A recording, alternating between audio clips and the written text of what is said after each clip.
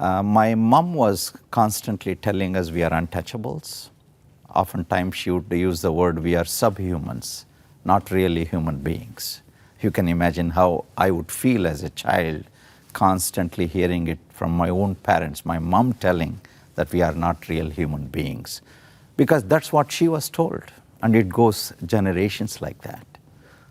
But you had even more demonstrative evil in your growing up. Tell us about that. Absolutely right.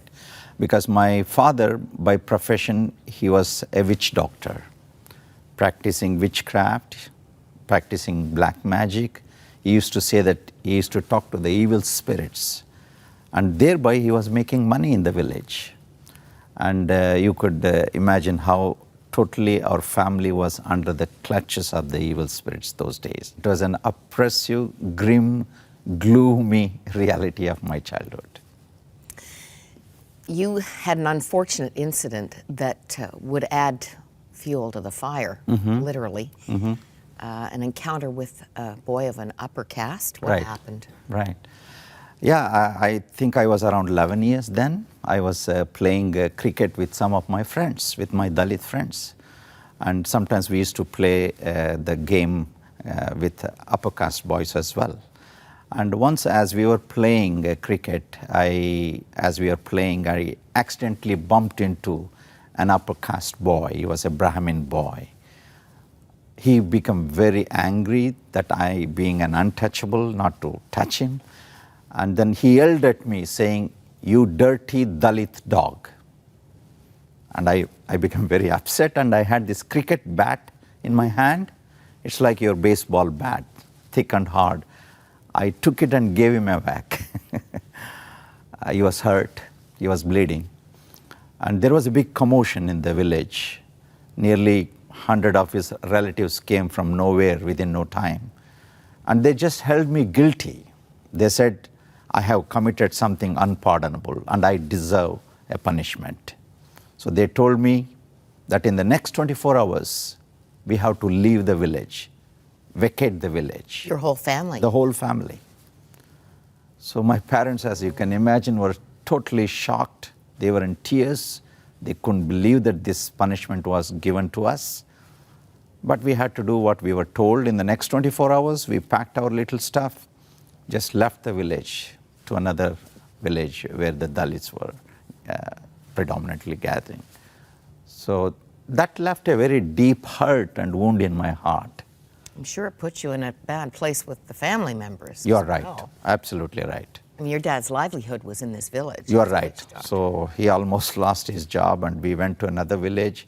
And that was the time I started asking this big question in my life as young as I was 11. Why did God create me as a Dalit, as an untouchable, as a subhuman? As you know, we were praying to all these millions of Hindu gods and no answer. So as you can imagine, I was left a very depressed, disillusioned young man, seeking for hope in my life, seeking for reality of my life. I had no clue. That was the time, as young as 11, I actually thought I should not live anymore. I should take my life away.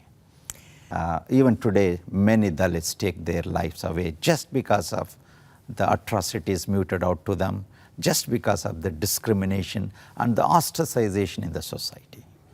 This goes on. Your brother. That's right. Came on the scene. That's right. And what was the biggest surprise about meeting that older brother? Yeah, that was one of the most exciting day of my life, blessed day of my life, I would say. When I was around 17 years old, I met my older brother again. Then he came one day with a big beaming smile on his face. And then just he came and told, Kumar, all our plight of suffering as Dalit is over, he said. I said, how is it possible? Then my brother told that he accepted Jesus Christ. He became a Christian, follower of Christ. I said, how is it possible? I mean, I heard about Jesus, that he is the only God of Christians. And what happened? Tell me, I said. Then my brother told, as he was walking on the streets, he saw a group of young people standing, singing joyfully. And then he stood there, heard them they're sharing, and they were talking about Jesus Christ. And then he stood there, heard the whole gospel, right and there, knelt down, gave his life to Jesus. And they gave him a Bible. He brought the Bible home and he just opened up the Bible to the first page. And he pointed out to a verse, an amazing verse, which I never heard in my life. And it says that I am created in the image of God.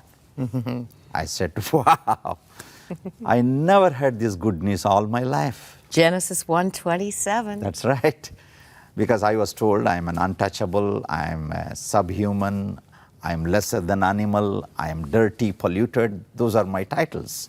And here this book declares, and the God of this book says, I am created in his image. And I told my brother, I want this God. I want this God. And that's how my brother led me to Jesus that night. I'm glad that I accepted Jesus that night, otherwise I would not be sitting with you this morning. Kumar, how long did it take for you to see yourself as God sees you? For that weight of oppression and that destructive label to really be removed from your heart?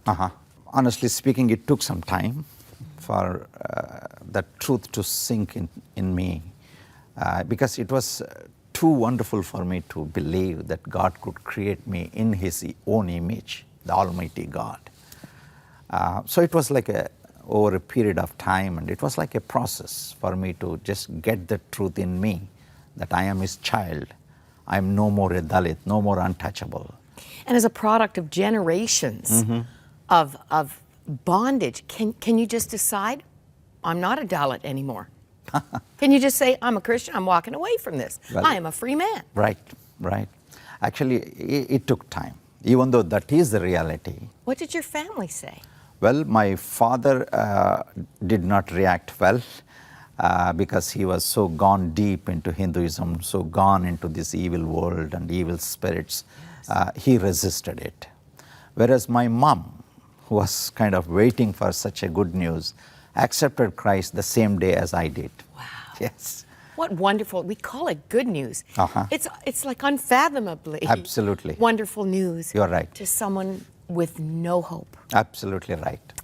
Yeah, somebody who has no hope will just jump and grab this good news. And that's what we did as a family. God is doing something unusual, unprecedented in our nation today among the Dalits. And one day we want to see the Dalits all coming to Jesus. That's our prayer. Wonderful.